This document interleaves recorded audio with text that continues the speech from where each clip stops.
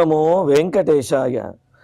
గురుర్బ్రహ్మ గురుర్విష్ణు గురుర్దేవో మహేశ్వరః గురుః సాక్షాత్ పరం బ్రహ్మ తస్మై శ్రీ గురవే నమః.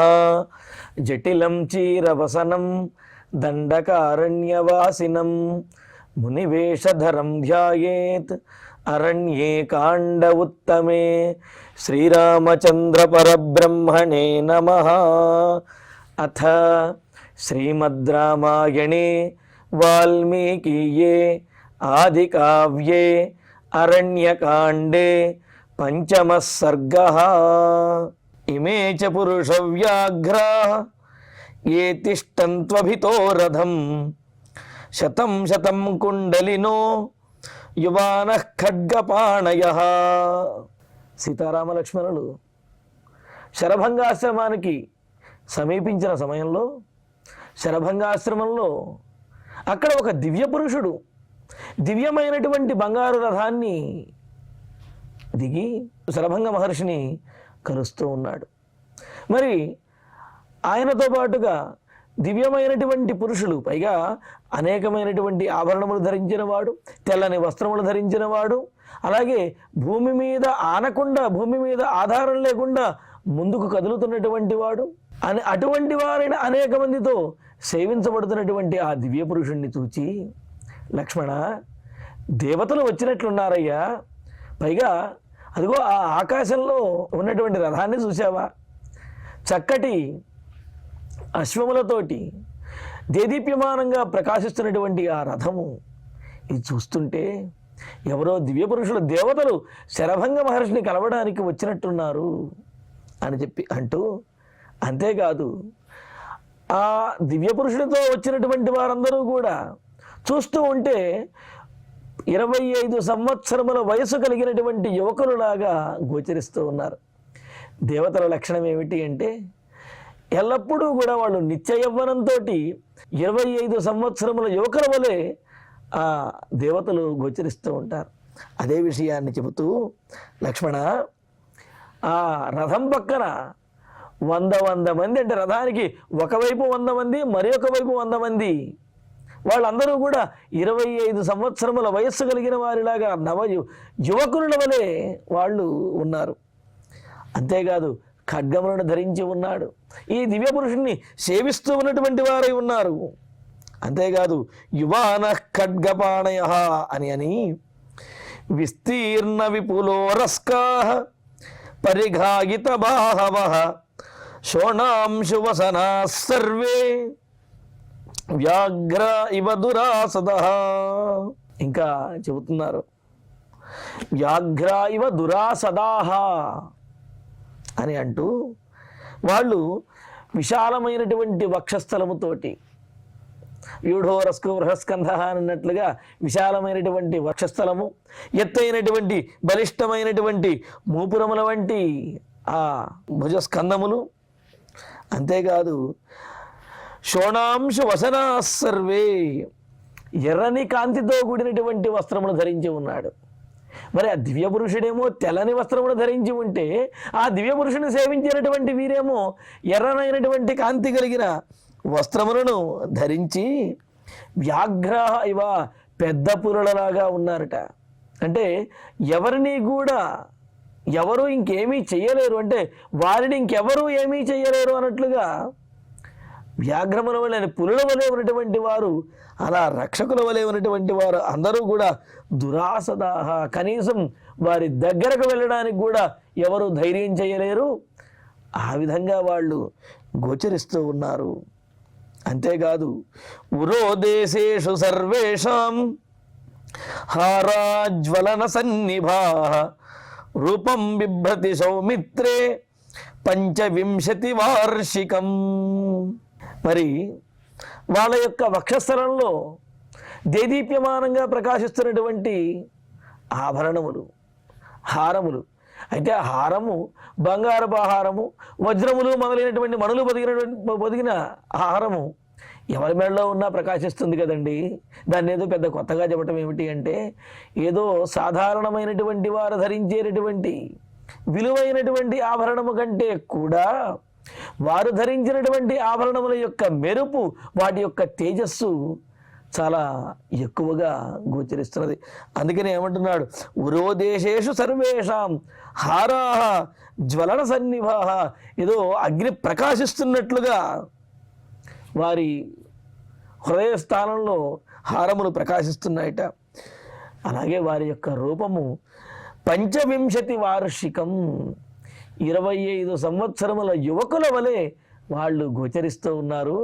మరి ఇలాగా యవ్వనంతో 25 సంవత్సరముల వయస్సుతోటి మెడలో ధరించినటువంటి హారములు ఎంతో దేదీప్యమానంగా ప్రకాశిస్తూ, ఎర్రనైనటువంటి వస్త్రములు ధరించి, చేతిలో ఖడ్గములు ధరించి పులుల వలె నడుస్తూ ఉన్నటువంటి వారు, ఎవరూ కూడా వారిని కనీసం సమీపించలేరు అన్నట్లుగా ఉన్న వీరులు, యోధులు వారు ఆ దివ్య పురుషుడు ఉన్నటువంటి ఆ రథం ఏదైతే ఉందో రథానికి అటు ఇటు కూడా 100 మంది గోచరిస్తున్నారు లక్ష్మణ అని అంటూ, ఏతద్ధికిల దేవానాం వయో భవతి నిత్యదా యథేమే పురుష వ్యాఘ్రా దృశ్యంతే ప్రియదర్శనాః.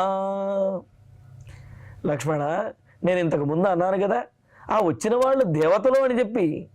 ఇది కూడా ఒక కారణం. ఏమిటి అంటే వాళ్ళు ఎప్పుడూ నిశ్చయమనంతో ఉండడము, అలాగే వాళ్ళ వయస్సు 25 సంవత్సరముల యువకుల వలె ఉండడము, అలాగే వారు ధరించినటువంటి ఆభరణముల యొక్క తేజస్సు, వారు వేసుకున్నటువంటి మాలలు వాడిపోకుండా ఉండటము, వారికి ప్రత్యేకంగా ఎంత కాంతి ఉన్నప్పటికీ నీడ అనేది పడకపోవటము, భూమి మీద కాలు ఆనకుండా ఉండటము, ఇవన్నీ కూడా దేవతల యొక్క లక్షణములని చెప్పినట్లుగా నేను చెప్పాను కదా లక్ష్మణ. ఇవన్నీ వారి లక్షణములే. వయోభవతి నిత్యద, ఎప్పుడూ కూడా వాళ్ళు ఎన్ని వేల సంవత్సరములు గడిచినా 25 సంవత్సరముల యువకుల వలెనే వాళ్ళు గోచరిస్తారు.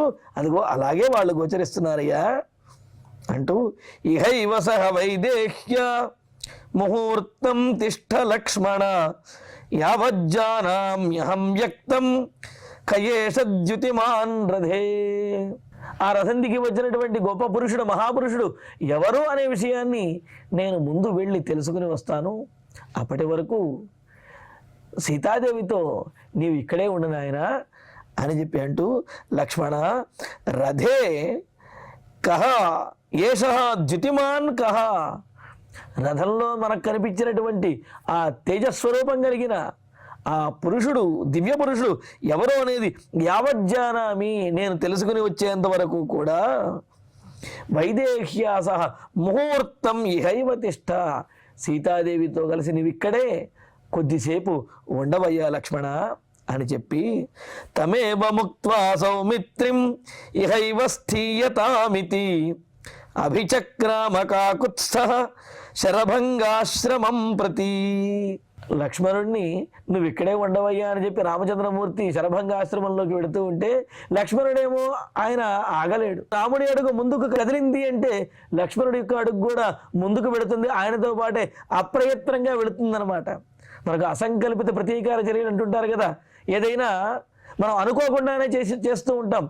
అలాగే రాముడులా ముందుకు కదిలాడో లేడో, లక్ష్మణుడు కూడా రాముడితో పాటు వెళ్ళడానికి ముందుకు వెళుతుంటే, లక్ష్మణ ఇప్పుడే కదయ్యా చెప్పింది, నీవు ఇక్కడే ఉండమని చెప్తే నాతో వస్తావేమిటి, నువ్వు ఇక్కడే ఉండు, సీతాదేవి కూడా ఇక్కడే ఉంటుంది, నేను వెళ్ళి చూసొస్తాను అని చెబుతూ, కాకుత్స్థః ఇహైవ స్థీయతాం.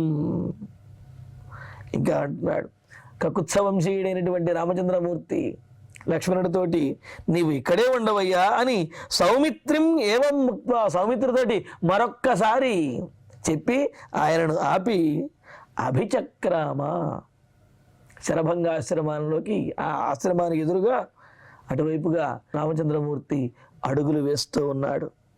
అయితే తతస్సమభిగచ్చంతం ప్రేక్ష్య రామం శచీపతి శరభంగమనుప్రాప్య వివిక్త ఇదమబ్రవీత్. ఇంకా శరభంగ మహర్షి అలాగే ఇంద్రుడు వాళ్ళు మాట్లాడుకుంటూ ఉన్నారు. ఇంద్రుడు శరభంగ మహర్షికి కొద్దిగా దూరంలో ఉన్నాడు.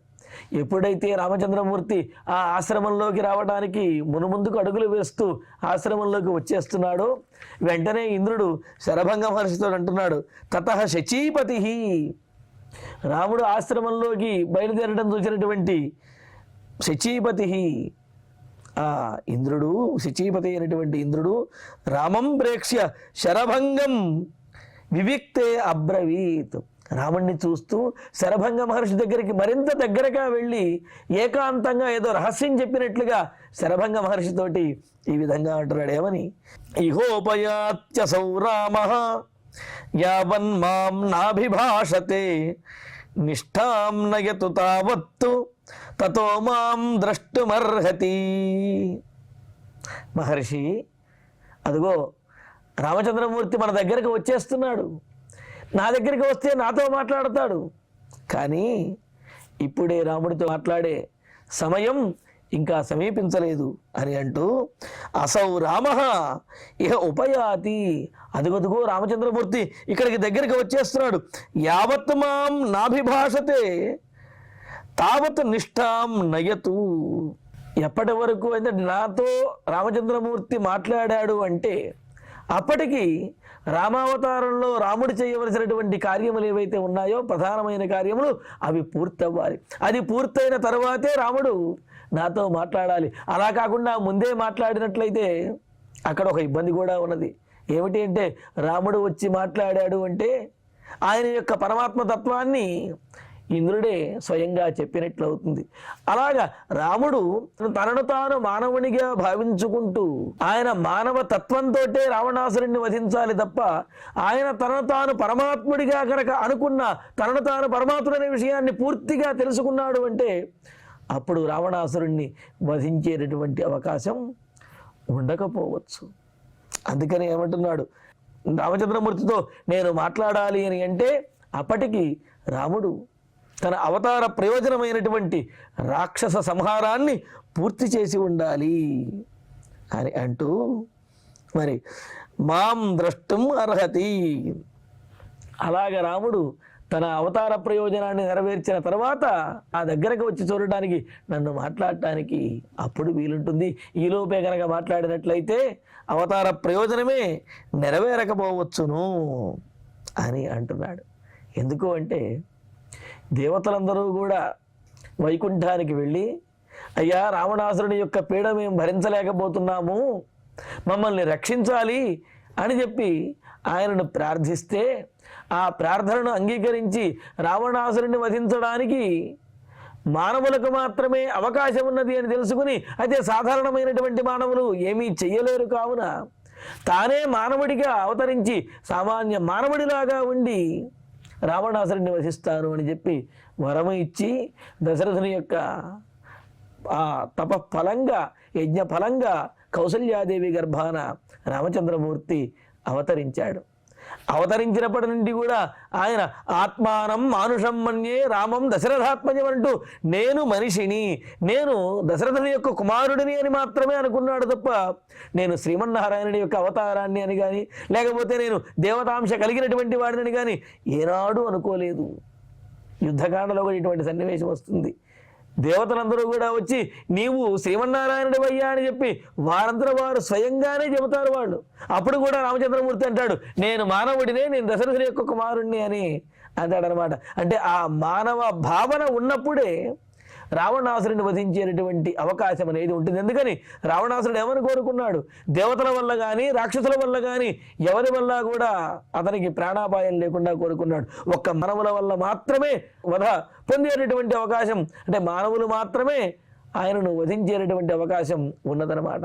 అందుకనే రామచంద్రమూర్తి తాను మానవుడిని అనే మాయలోనే ఉన్నాడు.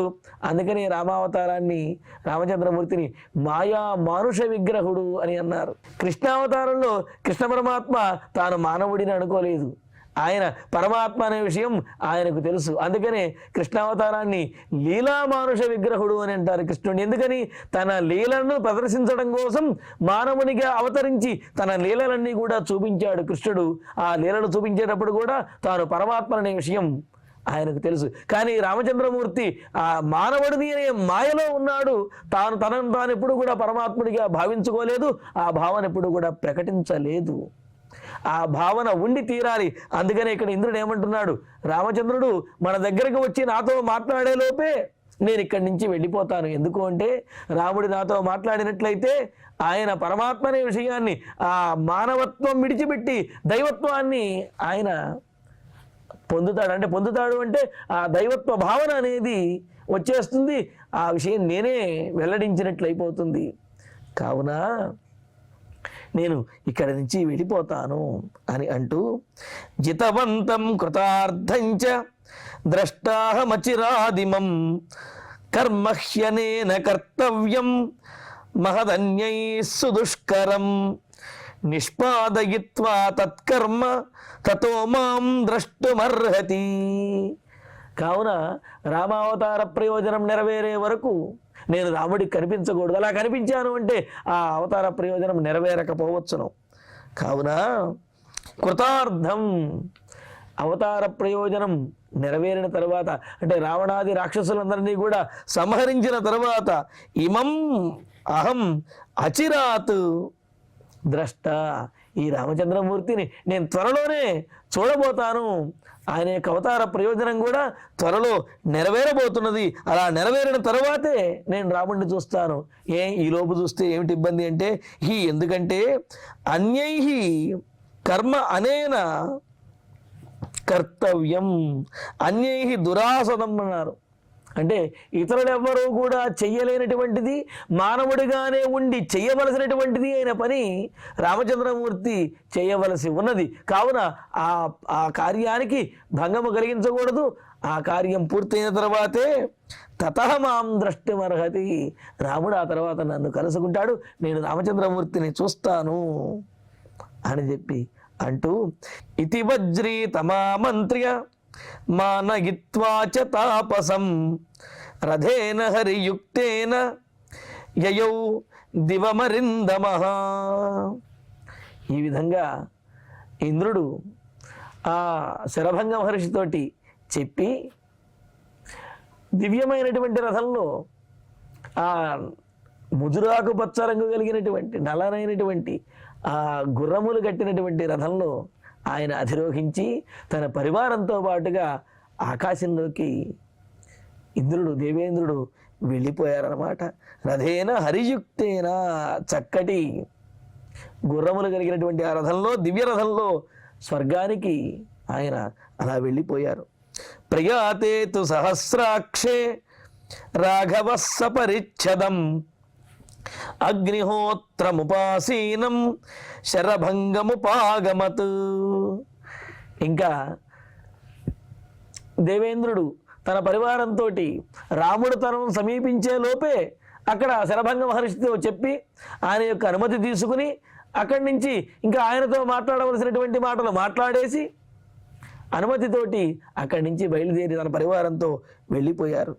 వెళ్ళిన తర్వాత రాఘవ సపరిచ్ఛదం అగ్నిహోత్రముపాసీనం శరభంగముపాగమతు, ఇంకా అగ్నిహోత్రాన్ని ఉపాసన చేసేటటువంటి వాడు, అలాగే తన పరివారం అందరితోటి కూడా గోచరిస్తూ ఎంతో సాత్వికమైనటువంటి భావనతో ఉన్నటువంటి వాడు. మరి ఆయన ఆ శరభంగ మహర్షిని రామచంద్రుడు సీతాలక్ష్మణ సహితుడై, ఎలాగా ఆయన లక్ష్మణుణ్ణి సీతాదేవిని కూడా అల్లంత దూరంలో అక్కడే ఆగమని చెప్పి రామచంద్రమూర్తి ఆ శరభంగ ఆశ్రమంలోకి బయలుదేరి వెళ్ళాడు. ఆ వచ్చినటువంటి దివ్య పురుషుడు ఎవరు, అసలు ఆయన ఏం మాట్లాడుతున్నాడు, మనం ప్రవేశించవచ్చా లేదా అనే విషయాన్ని నేను తెలుసుకు వస్తాను అని చెప్పి రాముడు బయలుదేరాడు. రాముడు ఎప్పుడైతే ఆ ఆశ్రమంలోకి బయలుదేరాడో, సమీపించబోయాడో, వెంటనే ఇంద్రుడు శరభంగ మహర్షితో చెప్పి ఆయన అనుమతి తీసుకుని అక్కడి నుంచి బయలుదేరి వెళ్ళిపోయాడు. సరే, ఇంకా ఆ దివ్య పురుషుడు వెళ్ళిపోయాడు, శరభంగ మహర్షి మాత్రమే ఉన్నారు. కావున తాను సీతాలక్ష్మణులతో కలిసి ఆశ్రమంలోకి ప్రవేశించవచ్చు అనుకున్నాడు. అందుకని సపరిచ్ఛదం, ఆ సీతాలక్ష్మణులతో కలిసినటువంటి వాడై రామచంద్రమూర్తి ఇంకా అగ్నిహోత్రం ముందు అగ్నిహోత్రం చేయడానికి కూర్చుని ఉన్నటువంటి ఆ శరభంగ మహర్షిని సమీపించి ఆయనతోటి మాట్లాడుతూ ఉన్నాడు. తస్య పాదౌ చ సంగృహ్య రామ సీతా చ లక్ష్మణః నిషేధుస్సమనుజ్ఞాతాః లబ్ధవాసా నిమంత్రితాః. రామః సీతా లక్ష్మణః, రాముడు, సీత, అదేవిధంగా లక్ష్మణస్వామి కూడా, వారు ముగ్గురు కూడా ఆశ్రమంలోకి ప్రవేశించారు. ఇంకా శరభంగ మహర్షి అగ్నిహోత్రం చేసుకోవడానికి సిద్ధమవుతూ ఆయన కూర్చుని ఉన్నారు. ఇంకా ఆయన దగ్గరకు సమీపించి ఆయన పాదములు బట్టి నమస్కరించారు. ఎందుకు అంటే గురువులను, పెద్దలను, యోగ్యులైనటువంటి వారిని వారికి పాదాభివందనం చేసినట్లయితే కనుక అభివాదనశీలస్య నిత్యం వృద్ధోపసేవినః చత్వారి తస్య వర్ధంతే ఆయుర్విద్య యశో బలం అని చెప్పినట్లుగా పెద్దలను గౌరవించేవారు, గురువులకు నమస్కరించేటటువంటి వారికి ఆయుష్షు, విద్య, యశస్సు, శారీరకమైనటువంటి ఆరోగ్యం, బలం ఇవన్నీ కూడా సిద్ధిస్తాయన్నమాట. అందులోనూ రామచంద్రమూర్తి ధర్మం తెలిసినటువంటి వారు. అందుకనే సీతాసమేతుడై ఆ శరభంగ మహర్షి యొక్క పాదములు బట్టి నమస్కరించాడు. లక్ష్మణస్వామి కూడా నమస్కరించారు. లబ్ధవాసాహ, అలా నమస్కరించినటువంటి వారికి ఒక ఉచితమైనటువంటి ఆసనాన్ని చూపించి కూర్చోండి అయ్యా అని శరభంగ మహర్షి ఆసనాన్ని చూపించగానే వారు ఆయన యొక్క అనుమతితోటి ఆ శరభంగ మహర్షి యొక్క ఆసనము కంటే కూడా కాస్త తక్కువ ఎత్తు ఉండేటటువంటి ఆసనంలో కూర్చున్నారట. ఇది గ్రహించవలసినటువంటిది. పెద్దల వద్దకు వెళ్ళినప్పుడు వారికంటే కూడా తక్కువ ఉన్న ఆసనంలో కూర్చోవాలి. అలాగే భగవంతుడి దగ్గరికి వెళ్ళినప్పుడు మనం చూస్తూ ఉంటాం, దేవాలయాలకు వెళితే కొంతమంది ఆ మండపంలో కుర్చీ వేసుకుని కూర్చోంటే అర్చక స్వామి చెబుతూ ఉంటారు, అమ్మా ఇక్కడ దేవుడు ఉన్నాడు కాబట్టి కుర్చీలో కూర్చోకూడదు అని చెప్పి. ఎందుకని అంటే భగవంతుడు ఎంత ఎత్తులో అయితే ఉన్నాడో అంతకు మించకుండా కనుక కూర్చున్నట్లయితే సరే, అది కూడా నేల మీద కూర్చోవాలి, మోకాళ్ళ నొప్పులను లేదా నడుము నొప్పును ఏదో ఇబ్బందులు ఉంటాయి కాబట్టి వాళ్ళు పీట మీద కూర్చోవచ్చు. అలా కూర్చునే వాళ్ళు ఆ భగవంతుని యొక్క పీఠం ఏదైతే ఉన్నదో దానికంటే ఎత్తు లేకుండా కూర్చున్నట్లయితే అది దోషం కాకుండా ఉంటుంది. అలా కాకుండా ఎత్తుగా కూర్చుంటే అది దోషమే అవుతుంది. మరి ఇక్కడ సీతారామ లక్ష్మణుడు ఆ శరభంగ మహర్షి కల్పించినటువంటి ఆసనం మీద, ఉచితమైనటువంటి ఆసనం మీద, సముచితమైన ఆసనంలో వాళ్ళు కూర్చున్నారు. వాళ్ళు నిమంత్రితాహ. అలాగే ఆ శరభంగ మహర్షి చేత చక్కగా కుశల ప్రశ్నలతోటి సత్కరించబడి, కుశల ప్రశ్నలన్నీ కూడా అడుగుతూ ఉంటే వీరు కూడా వారిని కుశల ప్రశ్నలు వేస్తూ అలా కూర్చుని శరభంగ మహర్షితోటి మాట్లాడుతూ ఉన్నారు. మాట్లాడుతూ ఉంటే తతశక్రోపయానంతు పర్యపృచ్ఛత్స రాఘవ శరభంగశ్చ తత్సర్వం రాఘవాయన్యవేదయతు. రామచంద్రమూర్తి ఇంకా మాటలు మాట్లాడుతూ ఆ వచ్చినటువంటి దివ్య పురుషుడెవడు, ఏం మాట్లాడాడు, ఇవన్నీ కూడా శరభంగ మహర్షి అడుగుతూ ఉంటే ఇక్కడ శరభంగ మహర్షి చూడండి, అసత్య దోషం అనేది లేకుండా ఆయన ఉన్న విషయాన్ని చెబుతూ ఉన్నారు. ఉన్న విషయాన్ని చెప్పటం అంటే అసలు ఇంద్రుడు ఎందుకు వచ్చాడనే విషయాన్ని చెబుతున్నాడు. ఆ విషయాన్ని మనం చూద్దాం. తతః రాఘవ శక్ర ఉపయానం. రామచంద్రమూర్తి ఆ ఇంద్రుడు ఈ ఆశ్రమానికి వచ్చినటువంటి కారణాన్ని పర్యపృచ్ఛత అడిగాడు. అడిగి శరభంగశ్చ రాఘవాయ తత్సర్వం న్యవేదయతు. శరభంగ మహర్షి రామచంద్రమూర్తికి ఆ ఇంద్రుడు ఎందుకు వచ్చాడు అనే విషయం మొత్తాన్ని కూడా తెలియజేశాట. రామచంద్రమూర్తి ఇంద్రుడు వచ్చినటువంటి కారణం ఏమిటి అని అడిగాడు. శరభంగ మహర్షి కూడా ఏమాత్రం అసత్యం ఆడకుండా ఇంద్రుడు వచ్చినటువంటి కారణాన్ని చెప్పేశాడు. మరి శరభంగ మహర్షి చెప్పినటువంటి కారణం ఏమిటి, అసలు ఇంద్రుడు ఎందుకని శరభంగ మహర్షి దగ్గరికి వచ్చాడు, ఈ విశేషాలను తరువాతి ప్రవచనంలో మనం తెలుసుకుందాము. ఈ సర్గలో ఉన్నటువంటి విశేషం ఏమిటంటే పెద్దలు మనకు తెలియజేస్తున్నారు. శరభంగాశ్రమగతిం రాఘవస్య మహాత్మనః శృణ్వన్ త్రిదశలోకం వై ప్రాప్నోత్యేవ న సంశయః అని చెప్పి అన్నారు. రామచంద్రమూర్తి శరభంగాశ్రమానికి వచ్చినటువంటి ఈ శ్లోకములను, ఈ సర్గను గనక పారాయణ చేసిన, ఈ సన్నివేశం గురించి విన్నప్పటికీ కూడా స్వర్గప్రాప్తి అనేది కలుగుతుంది. అంటే బ్రతికి ఉన్నంతకాలము సుఖముగా జీవించి అంత్యమున స్వర్గమును పొందగలుగుతాము అని మనకు ఫలశ్రుతిలో ఉమాసంహితలో తెలియజేశారు. మరి భక్తులందరికీ కూడా ఫలశ్రుతిలో చెప్పినటువంటి ఫలితములన్నీ కూడా వారికి లభించాలి అని చెప్పి స్వామివారిని ప్రార్థిస్తూ ఇక ఇప్పుడు ఈనాటి పారాయణ కార్యక్రమంలో శ్లోకాలను పారాయణ చేసుకుందాం. ఇమే చ పురుష వ్యాఘ్రా ఏ తిష్టంత్యభితో రథం శతం శతం కుండలినః యువానః ఖడ్గపాణయః విస్తీర్ణ విపులోరస్కాః పరిఘాగితబాహవః శోణాంశువసనాः సర్వే వ్యాఘ్రా ఇవ దురాసదాః ఉరోదేశేషు సర్వేషాం హారాజ్వలన సన్నిభాః రూపం బిభ్రతి సౌమిత్రే పంచవింశతివార్షికం ఏతద్ధి కిల దేవానాం వయో భవతి నిత్యదా యథేమే పురుషవ్యాఘ్రాః దృశ్యంతే ప్రియదర్శనాః ఇహైవ సహ వైదేహ్యా ముహూర్తం తిష్ఠ లక్ష్మణ యావజ్జానామ్యహం వ్యక్తం కయేషద్యుతిమాన్ రథే తమేవ ముక్త్వా సౌమిత్రిం ఇహైవ స్థీయతామితి అభిచక్రామకాకుత్స్థః శరభంగాశ్రమం ప్రతి తతః సమభిగచ్చంతం ప్రేక్ష్య రామం శచీపతిః శరభంగమనుప్రాప్య వివిక్త ఇదమబ్రవీత్ ఇహోపయాత్యసౌ రామః యావన్మాం నాభిభాషతే నిష్ఠాం నయతు తావత్తు తతో మాం ద్రష్టుమర్హతి జితవంతం కృతార్థం చ ద్రష్టాహమచిరాదిమం కర్మ హ్యనేన కర్తవ్యం మహదన్యైః సుదుష్కరం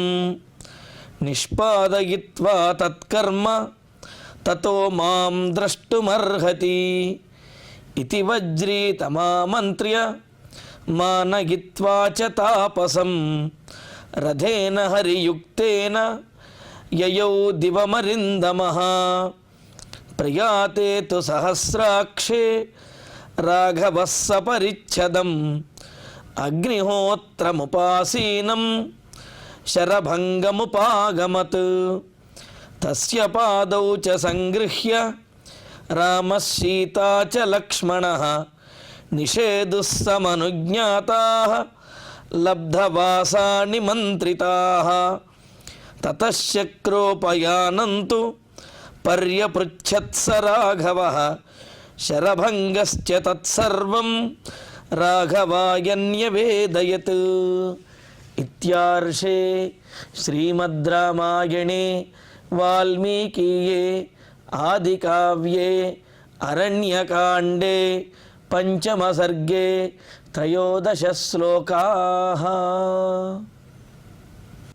ఇప్పుడు క్షమాప్రార్థన మంగళాంతంగా ఈనాటి ప్రవచన పారాయణ కార్యక్రమాన్ని పూర్తి చేసుకుందాం. అధ క్షమా ప్రార్థన యదక్షర పదభ్రష్టం మాత్రాహీనం తు యద్భవేత్ తత్సర్వం క్షమ్యతాం దేవ నారాయణ నమోస్తుతే. కాయేన వాచా మనసేంద్రియైర్వా బుద్ధ్యాత్మనా వా ప్రకృతే స్వభావాత్ కరోమి యద్యత్ సకలం పరస్మై నారాయణాయేతి సమర్పయామి.